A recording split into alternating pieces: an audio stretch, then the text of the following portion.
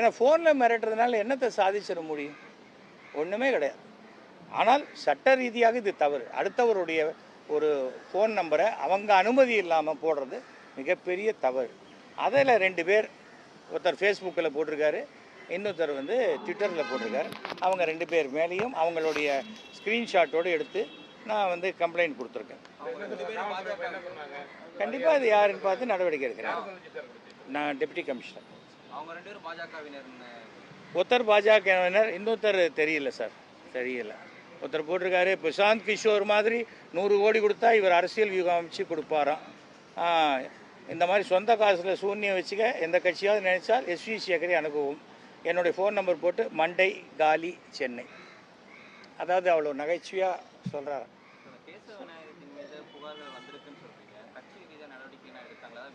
யார் மேலேயும் நடவடிக்கை எடுக்கல சார். டெல்லி தமிழ்நாட்டை பாதர் பண்ணவே